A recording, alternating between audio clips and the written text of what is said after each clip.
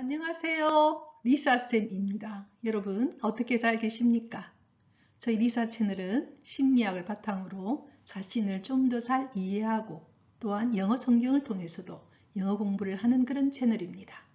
자, 오늘은 위기에 우리가 빛나는 마음 근력, 회복 탄력성, 영어로 말하면 리질리언스, 여기에 대해서 공부를 할까 싶습니다. 회복 탄력성은요, 우리가 삶에서 크고 작은 그런 큰 위기라든지 실패라든지 좌절과 같은 우리가 역경에 처했을 때 그걸 우리가 추락한다고도 볼 수도 있겠죠. 그죠? 이렇게 추락했을 때 부서지는 것, 넉다운 당하는 것이 아니라 마치 튀어오르는 공처럼 본래의 자신보다 훨씬 더 성장하고 발전하여 더 강해지는 현상입니다. 그래서 우리가 마치 유리공처럼 부서지는 것이 아니라 오히려 본래보다 더 튀어오른다는 것입니다.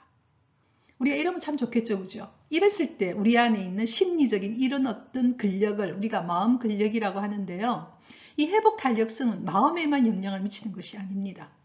우리의 면역 시스템, 그래서 결과적으로 전반적인 건강에 굉장히 강점이 있습니다. 또한 동시에 그렇기 때문에 성공적으로 노화를 진행할 수 있죠. 그러니까 참 우리가 보면은 나이 들어서도 아주 멋지게 삶을 살 수 있는 어떤 힘이라는 겁니다. 또한 동시에 우리가 학생들 같은 경우에는 학습 능력이 굉장히 뛰어납니다. 회복 탄력성은. 그래서 대인관계도 굉장히 좋고 성공적인 삶을 산다는 것이죠. 그래서 처음에 이 우리 리질리언스라고 하는 회복 탄력성, 마음 근력은요. 아동들에 대한 40년간의 연구에서 어떤 아이들은 그런 회복 탄력성이 있더라는 겁니다. 그래서 거기서부터 연구가 시작됐거든요. 지금은 연구가 굉장히 많이 진행되어 있습니다. 그래서 우리는 오늘 여기에 대해서 좀 더 확인하여 우리 자신도 마음 근력이 굉장히 강하면 좋겠죠. 그래서 그 방법을 한번 찾아보겠습니다. 예, 우리나라의 이 회복 탄력성 마음 근력을 제일 먼저 소개한 분은 연세대학교 교수님이신 김주환 교수님입니다. 그분이 쓴 회복 탄력성 여러분에게 한번 추천드리고요. 제가 좀 전에 이야기한 것처럼 이 연구는 본래 하와이에 있는 카우아이 섬의 40년간의 종단 연구입니다. 그러니까 아이가 태어날 때부터 40년간 종단 연구를 하게 됐습니다. 거기에서 어떤 걸 발견하게 됐냐면요. 예상치 않는 발견이었어요. 지독하게 가난하고 또는 부모가 부재, 그러니까 부모가 이혼을 했거나 또는 부모님이 안 계시거나 또는 그 아이가 사는 곳이 굉장히 우범지대에 산다는 거죠. 근데 이렇게 우리가 말하면 굉장히 열악한 환경 속에서도 우리가 보통 심리적으로 이렇게 지독하게 가난하고 부모도 안 계시고 우범지대에 살게 되면은 심리적으로 여러 가지 문제가 있다라고 이야기를 하잖아요. 그런데 오히려 굉장히 훌륭하게 성장했고 그래서 결과적으로 사회에 기여하는 인물로 성장했다는 겁니다. 놀라운 우리가 얘기를 생각한다면 뭐 학생회장까지 하고 그 다음에 나중에는 아주 유수한 대학까지 가는 이런 아이들이 있더라는 겁니다. 그게 한두 명이 아니었다는 거죠. 그래서 도대체 이 아이들에게 도대체 무엇이 있는지를 찾아보니까 지금 말하는 마음 근력, 회복 탄력성이 있더라는 겁니다. 그래서 이것이 굉장한 연구가 발달이 되어 지금 굉장히 많은 연구가 이루어져 있거든요. 근데 여기서 회복 탄력성은 지식이나 정보가 아닙니다. 그러니까 우리가 어떤 지식을 준다든지 정보를 주는 것이 아니라는 거죠. 경험했다는 겁니다. 이 아이들이 뭔가를 경험했기에 있더라는 겁니다. 가르칠 수는 없지만은 하지만 회복 탄력성의 정진을 위해서 노력하는 방법은 가르칠 수 있다는 거죠. 약간 말이 애매하죠, 그죠? 한마디로 경험되어져야 한다는 겁니다. 그래서 미국의 심리학회에서는 아동들에게 어떤 것을 경험시키고 어떤 식으로 이 아이들이 그것을 경험하도록 하면 회복 탄력성이 아주 강한 사람이 될 수 있다. 이런 방법을 9가지를 제시했거든요. 그래서 우리는 그에 대해서 한번 공부해 볼까 합니다. 왜냐하면 우리가 그것을 알게 되면 우리의 자녀들이라든지 여러분들 같은 경우에는 뭐 손녀들 있을 수도 있죠. 경우에 어떻게 우리가 걔들을 교육을 시키면 교육 방법론적으로 알 수 있고요. 또한 동시에 우리는 그럼 회복 탄력성을 나이 든 사람은 그럼 어떻게 하느냐? 그걸 바라보면은 이런 식으로 내가 살아가면은 내 안에 있는 회복 탄력성이 굉장히 강화되겠구나. 내가 그런 식으로 내 경험을 정진시켜 나가야 되겠구나 하는 방법론이 나오거든요. 그래서 우리는 지금부터 9가지 방법을 찾아보도록 하겠습니다. 자, 미국 심리학회 American Psychological Association에서 회복 탄력성을 도와주는 9가지 방법을 제시했어요. 첫째가 뭐냐면요. 아이가 다른 사람과 연결되어 있다는 사실을 알게 하는 겁니다. 그러니까 이 세상이 내 혼자 산다는 게 아니라는 거예요. 다 연결되어 있죠. 우리는 지금 코로나를 보면서도 우리가 얼마나 연결되어 있는지, 지금 여러분 미국 대선에 대해서도 우리가 지금 존 바이든과 트럼프에 그 대해서도 다들 지금 그 결과를 보고 있거든요. 그래서 우리가 서로 연결되어 있음을 알고 서로에게 뭘 키워야 되느냐? 연민의 감정을 키우도록 도와줘야 된다는 겁니다. 그래서 우리가 착각할 수가 있어요. 내가 아이를 굉장히 강하고 어떻게 보면 그런 아이를 만들기 위해서는 아이를 뭐 유별나게 내가 막 해야 될 것 같지만 그게 아니라는 겁니다.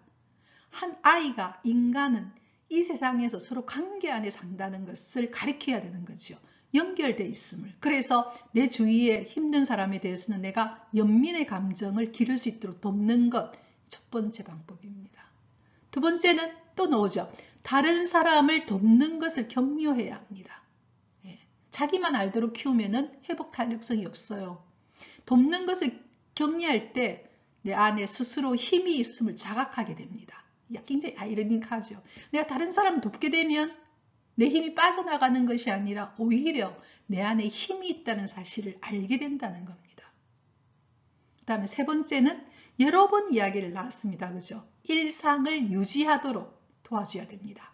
그러니까 정해진 시간에 밥을 먹고 정해진 시간에 잠을 자고 정해진 시간에 뭔가를 하고 적절한 운동을 하는 이와 같은 것은 우리 안에 삶의 안정감을 준다는 거죠. 그러니까 제가 저번 시간에 이야기한 것처럼 스트레스 상황에서도 우리가 이렇게 예측할 수가 있으면 내가 언제 무엇을 한다는 것, 예측을 할 수 있으면 삶의 안정감이 생기고 회복 탄력성이 생기는 거죠. 어떻게 보면 아주 자연스러운 것들 이야기를 하고 있습니다. 첫 번째, 관계. 두 번째, 돕는 것, 상대를 돕는 것. 세 번째는 일상을 유지하는 것. 자, 그 다음 6가지 방법을 알아보도록 하겠습니다. 자, 네 번째는요, 휴식을 가지는 법을 배워야 합니다. 여러분 이 말이 좀 이상하게 들리는지 모르지만요, 현대인 중에서 휴식을 가지는 법을 못 배운 분들이 굉장히 많아요. 자기도 모르게 그냥 쫓기듯이 사는 사람들이 있죠. 그래서 반드시 휴식을 가지는 법을 배워야 합니다. 경험적으로. 그래서 가끔은 걱정을 좀 밀쳐둘 수 있어야 되겠죠. 그래서 하루에 예를 들어서 여러분들이 좀 뭐 산책을 한다든지 뭔가 하면서 이 휴식 가지는 법을 배워야 되죠. 특히 우리 그리스도인들은 여러분 주일날 별로 휴식하는 시간이죠. 우리에게 주어진 휴식을 할 때 우리는 오히려 더 회복 탄력성이 커지는 겁니다. 그 다음에 5번째, 자신을 돌보는 겁니다. 자신을 돌보는 거는 그러니까 뭐 어떤 식으로 돌보느냐? 제일 중요한 게 식사, 운동, 수면입니다. 그리고 또한 동시에 자신이 좋아하는 즐거움을 갖는 것. 가장 우리가 생각해보면 가장 기본적인 것들을 하는 거예요.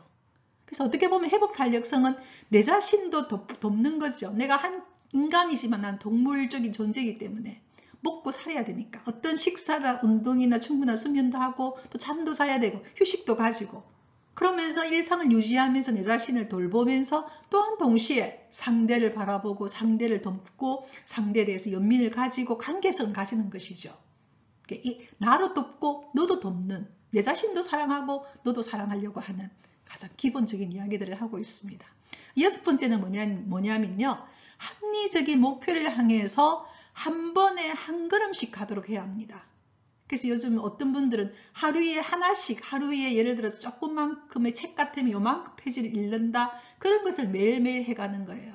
그래서 모든 것들을 한 번에 한 걸음씩 합리적인 목표, 허황된 목표가 아니고요. 그러니까 내가 할 수 있는 것을 조금씩 해나가는 것. 그리고 이미 성취한 것에 초점을 맞추도록. 내가 지금 못한 게 자꾸만 이렇게 안달할 것이 아니라 이미 내가 한 번에 한 걸음씩 가다 보면은 내가 이 정도로 가게 되구나. 그걸 초점을 맞추도록 해서 하는 것. 이런 이야기를 하고 있거든요. 자, 이제 우리 남은 3가지 방법을 또 알아보도록 하겠습니다. 자, 7번째 방법은요. 이런 어떤 위기나 실패가 왔을 때 우리는 항상 생각해야 될 게 내가 이전의 어려움이나 공경을 당했을 때, 역경을 당했을 때 성공적으로 극복했던 방법을 한번 생각해 보셔야 합니다. 내가 이전에 정말 힘들었을 때, 난 어떤 식으로 극복해 왔던가 그걸 한번 상기해서 그런 면에서 한번 내가 그걸 바라볼 수가 있죠. 그러면 내 안에 뭐가 생기느냐? 굉장히 긍정적인 관점이 생길 수가 있어요. 그래서 우리의 내 신경에 대한 여러 가지 연구에서는요, 우리 안에는 기억 자아가 있답니다. 뭔가 기억해내는 그런 자아가 있어서 그것을 우리는 충분히 검토해 볼 수 있는 것이죠. 그래서 우리가 옛날에 내가 어떤 어려움을 겪었던 일들을 다시 한번 생각해 보면서 난 그때 어떤 식으로 걸어왔고 그것이 어떤 의미가 있었는지, 그래서 항상 가치와 의미까지 우리도 발견할 수가 있어요. 어떤 때 우리는 그럴 수가 있거든요. 내가 뭔가 굉장히 했는데 현재는 뭔가 결과가 없는 것처럼 보이는 것. 그럴 때는 우리가 놓치고 있는 가치와 의미를 생각하셔야 합니다.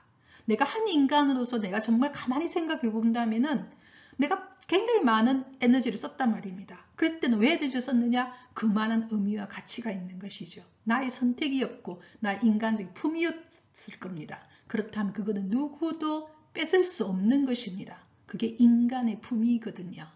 그래서 내가 지금 현재 눈에 앞에 보이는 어떤 것은 없지만은 누구도 뺏을 수 없는 나의 가치와 의미죠. 나의 선택이었기 때문에.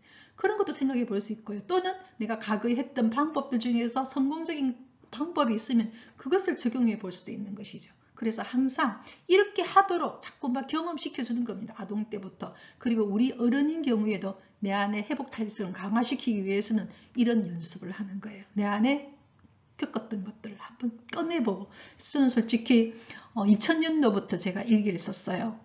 우리가 말하는 밀레니엄 될 때부터. 지금 2020년이죠. 그죠? 20년간의 일기를 제가 쓴 게 있어요.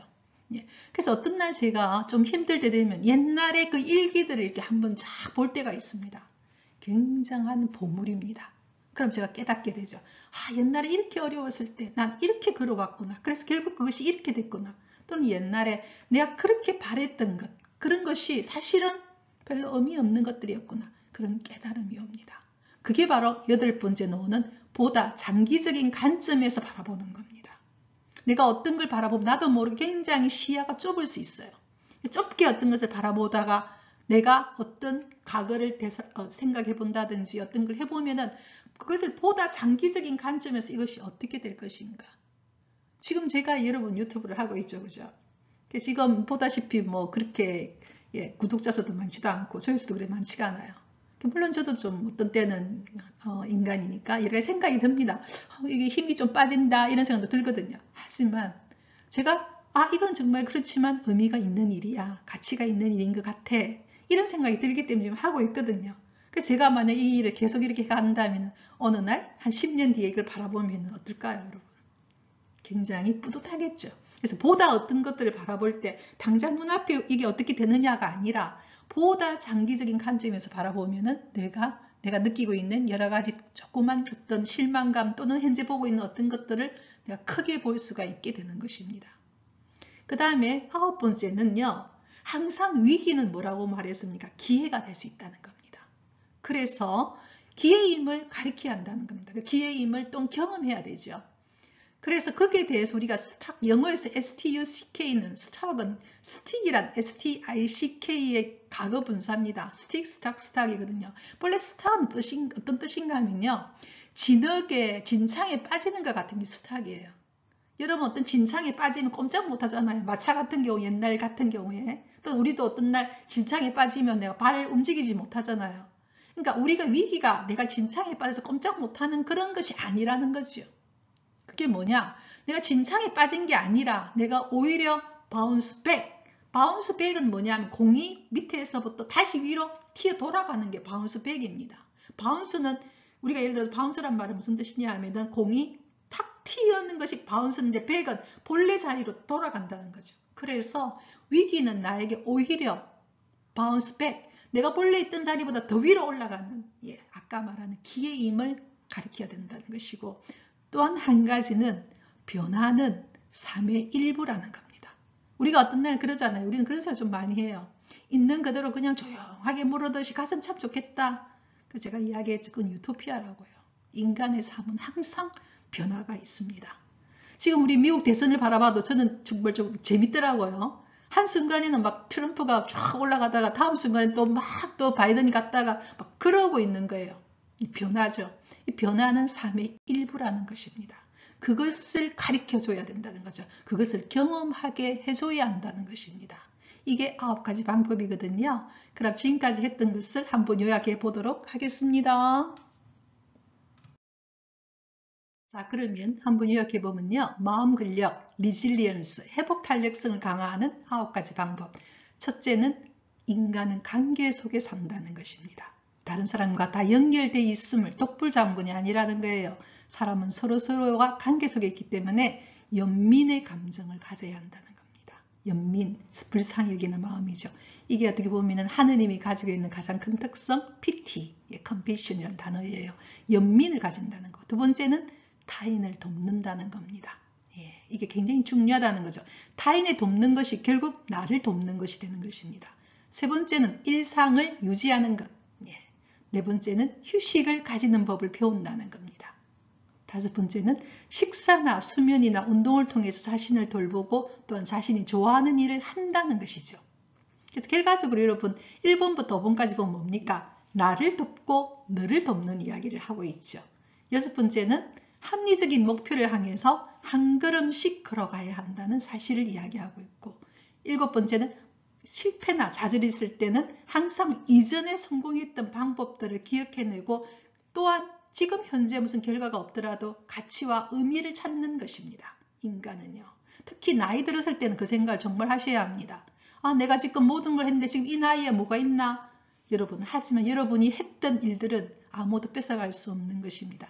여러분이 젊은 날에 했던 어떤 선택 또는 여러분이 어떤 날 뭔가를 했던 것들은 누구도 뺏어갈 수 없는 나만의 빛깔이고 나만의 선택이고 나의 품위인 거예요. 그래서 이전의 성공 방법을 기억해내면서 또한 현재 결과가 없어 보이는 것조차도 그 안에 얼마나 큰 의미를 가지고 있는가. 그게 인간의 삶이 위대한 이유가 여기에 있거든요. 그래서 그것도 한번 생각해 보시고요. 그 다음에 결과적으로 무슨 이야기냐? 이 삶을 보다 장기적인 관점에서 바라볼 수 있도록 하셔야 합니다. 여러분, 우리 주위에 얼마나 많이 봅니까? 멀리 갈 것도 없어요. 우리나라 대통령, 이런 대통령까지 올라갔지만 지금 현재 두 대통령은 다 감옥에 있지 않습니까? 그분들이 놓친 게 뭡니까? 어떤 일을 선택할 때 장기적인 관점을 보지 못한 거죠. 자기 눈앞에 있는 것만 봤던, 눈앞에 있는 이익만 쳐다봤던 거죠. 참 보고 있으면 안타깝죠. 그래서 우리가 보다 장기적인 관점에서 뭔가를 바라본다면 내 삶은 정말 풍요롭게 될 수 있다는 겁니다. 그리고 9번째는 뭐냐? 변화는 삶의 일부이기 때문에 나에게 어떤 시련이나 어떤 위기가 왔을 때는 이건 하나의 일부구나. 제가 저번 시간에 이야기한 것처럼 인생은 고통이 따른다는 거고 스트레스가 있다는 사실을 받아들이는 거죠. 그게 바로 우리가 인간임을 고백하는 순간이기도 합니다. 그래서 변화는 삶의 일부이면서 우리는 여기서 스탑, 진창에 빠질 것이 아니라 뭐 해야 된다? 바운스 백, 도로 튀어 올라가서 본래 자리보다 더 올라갈 수 있는 바운스 백을 해야 한다. 이것이 바로 미국 심리학에서 아동들에게 경험하도록 해야 될 리질리언스를 강화하기 위해서는 이 9가지를 추천하고 있습니다. 자, 이것은 아동들에게 가르칠 뿐만 아니라 젊은이들도 가르쳐야 하고 또는 우리 스스로도 이것을 항상 생각하면서 살아간다면 우리 안에 마음 근력을 강화하여 정말 멋진 노후도 보낼 수 있고 정말 삶을 내가 정말 바라는 후회 없는 삶을 살 수 있겠죠. 그죠? 여러분, 우리 함께 이 방법을 우리 몸으로 체득하도록 합시다. 자, 이제부터는 영어 성경을 공부하도록 하겠습니다. 자, 오늘 성경은 사무엘서 2장의 말씀입니다. 저번 시간에 여러분 기억나시죠? 다윗이 드디어 하느님의 궤를 왕궁으로 가져옵니다. 그러나 어느 날 가만히 생각을 해보니까 다윗이 가만히 보니까 자기는 궁궐에 살고 있는데 하느님의 궤는 천막에 있는 거예요. 그래서 이런 생각을 합니다. 난 정말 항백나무로 둘러싸인 궁에 살고 있는데 하느님의 궤는 천막에 머무르고 있다.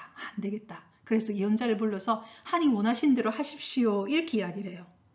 그러니까 하나님께서 내가 살 집을 네가 지어주겠다고 그러면서 하시는 이야기가 난 지금까지 천막에서 그냥 옮겨 다녔다. 근데 그게 별로 나는 상관이 없다. 왜? 전체가 세상이 나의 것이니까. 그래서 나는 너를, 그 대신 내가 신경 쓰는 건 뭐냐? 너희들이 안전하게, 두려워하지 않고 불안해하지 않고 또는 불의한 자들로부터 공격, 괴롭힘을 당하지 않도록 내가 너희들을 인도하는 것이었다. 하지만 너가 이렇게 이야기해 주니 내가 참 고맙다. 뭐 그런 약간의 그런 마음으로 다윗의 가족을, 일대를, 너희 그 자손들을 축복을 해줘요. 다윗뿐만 아니라. 그러면서 그에 대해서 지금부터 나는 너희 집안과 너희 왕자를 영원히 굳건하게 하고 영원히 내가 든든하게 할 것이다. 거기에 대해서 다윗이 너무나 감동을 해가지고 하는 말이 바로 이 성경 구절입니다. 자, 한번 보겠습니다. Who am I, O sovereign Lord, and what is my family that you have brought me this far? 이 문장이죠. 지금 노란색으로 되어 있는 동사거든요. Who am I? 제가 도대체 누구입니까? 이 말은 뭡니까? 제가 어떤 존재였습니까? 저는 그냥 셰퍼드, 양치기에 불과했습니다. 양을 치던 목동이었는데 제가 도대체 누구이기에 오 서브린 러, 서브린이라는 단어는 국왕이란 뜻이거든요. 왕이란 뜻이거든요. 오 왕이신 주님, 제가 도대체 누구이기에 What is my family? 나의 집안이 도대체 무엇이기에 You have brought me this far. You는 바로 오 서브린 로드를 가리키죠. 주님께서 나를 this far, 여기까지 have brought, 현재 완료죠. 과거부터 지금까지 저를 여기까지 데리고 오셨습니까? 근데 제가 누구이기에, 저희 집안이 무엇이기에 왕이신 주님께서 저희 집안, 저를 여기까지는 이 놀라운 이런 자리까지, 저를 국왕으로, 또 저희 집안을 영원 되도록 축복해 주시는 이런 자리까지 데리고 오십니까? 이거는 뭡니까? 하느님에 대한 너무나 고마워하는 마음이고 하느님의 사랑이 얼마나 깊은가에 대한 놀라움과 경탄을 말하는 이야기 내용이죠. 자, 밑에 문장을 한 개 더 보겠습니다. What more can David say to you? What more? 더 이상 이 다윗 제가 to you, 당신에 대해서 뭘 말할 수 있겠습니까? 이게 어떤 때는 이야기를 합니까? 너무나 놀랍고 너무나 감탄하고 너무나 고맙고 내가 더 이상 뭐라고 말해야 될지 모르겠다. 이런 말이잖아요. What more? 더 이상 제가 다윗가 당신에 대해서, 이유는 바로 sovereign Lord죠. 주님에 대해서 뭐라고 말할 수 있겠습니까? 왜냐하면 이미 you know your servant. 당신은 당신의 종인 your servant는 바로 다윗이죠. 당신의 종인 저를 아십니다. 제 마음을 아십니다. O sovereign Lord. O 주님. 왕이신 주님, 제 마음을 아십니다. 이렇게 고백을 합니다. 정말 다윗의 그 마음이 나타나고 있죠. 우리는 한 문장을 더 보도록 하겠습니다. 자, 그 다음 문장은요. How great you are. 당신이 얼마나 great, 위대하신지. O sovereign Lord. 오 왕이신 주님.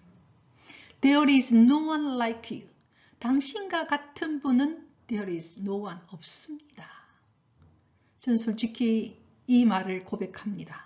There is no one like you. 당신과 같은 분은 없습니다. 제 인생에서도 제가 정말 참으로 많은 것들을 겪어오면서 제가 아까 말한 제가 20년간 일기가 있다 그랬죠. 그걸 보면서도 그렇고 정말 하느님 같은 분은 없다는 고백을 저는 정말 드립니다. 제가 정말 사랑하고 그리고 정말 믿는 분 하느님, 당신 정말 하느님을 여러분 정말 이렇게 경험하다 보면요, 이런 걸 느낄 수밖에 없다고 생각해요. There is no one like you. 당신과 같은 분은 없습니다. And there is no God but you. It person, etc. 뜻이거든요. 당신을 제외한 하느님 같은 분은 없습니다. 이 말입니다. 당신 같은 분은 하느님 말고는 없습니다. 이 말입니다. 그래서 우리가 여러분 신앙이란 저는 그런 생각이 들어요. 기율이 아니에요. 신앙은 절대. 그래서 제가 어떤 날이 딱 보고 있으면 종교들을 가만히 보면요. 종교 중에서 여러분 종교에 우리가 말하는 신적인 존재가 너와 나 사이에 사랑이라는 이야기를 하는 것 여러분 보셨어요? 어떤 경우에 전부 다 뭔가 기율을 지켜야 하고 그 다음에 저는 뭐 다른 종교를 잘 모르겠지만은 보통 종교에서 우리가 그 신앙을 고백하는 분과 나와의 우리 인간과의 관계를 사랑으로 이야기하는 종교는 못 봤어요. 뭔가 지켜야 할 대상이고 내가 뭔가를 해야 될 경배를 바쳐야 될 상인데 하나님과 우리의 관계는요, 사랑이란 말로 항상 이야기를 해요. 예. 그래서 왜 우리가 인간이 가장 갈망하는 건 그런 거 아니에요, 여러분? 정말 이 세상 모두가 나를 버려도 버리지 않을 분, 내 모든 내 마음을 아시는 분, 또 내 모든 깊은 내 어떤 갈망을 아시고, 또 내 안에 정말 여러분 말로 못하는 살아가면서 갈수록 느끼는 게 얼마나 내 안에 결점이 많고 내 안에 여러 가지 우리가 말한 그림자 영역도 많은지, 갈망도 크지만 나의 그림자 영역도 있고 나가 얼마나 인간이란 존재가 연약한지 정말 알거든요. 그런데 그 모든 것을 감사 않으시고 나를 끊임없이 구원의 길로 끊임없이 좋은 데로 데리고 가시는 분 하느님밖에 없습니다. 예, 저는 정말 살아가면서 정말 이걸 고백하지 않을 수가 없어요. 그래서 어쩌면 제가 이 방송을 하고 있는지도 모릅니다. 예, 그래서 as we have heard with our own ears, 우리가 우리의 귀로 our own ear, 우리의 귀로 as we have heard, have 플러스 pp죠. 과거부터 지금까지 들었던 대로, 우리 조상들로부터 들었던 그대로 당신 같은 신은 없습니다. 당신 같은 분은 하나님 당신밖에 없습니다. 이렇게 고백하는 거죠. 그래서 당신이란 존재가 하나님 당신이 얼마나 great, 위대하시고 얼마나 사랑이 깊은지 이에 대한 고백이 바로 다윗의 고백입니다. 이건 우리 시편 139편에도 보고 끊임없이 다윗이 하느님과의 경험 속에서 고백하는 것이 바로 그죠. 시편 대부분이 다 우리가 말하는 그 다윗의 고백이거든요. 그래서 이 문장을 여러분과 드리고, 정말 우리는 이 세상에 정말로 여러 가지 정말 알 수 없는 많은 것이 있지만 우리 신앙인은 정말 우리에게는 우리를 지켜주는 방주가 바로 하느님이시라는 생각이 들거든요. 그리고 그 하느님의 사랑이 가장 크게 드러난 것이 바로 예수 그리스도, 예수님의 십자가 사건이었죠. 그래서 저도 정말 고백합니다. There is no one like you. And there is no God but you. 당신과 같은 분은 없고 당신과 같은 신은 없습니다.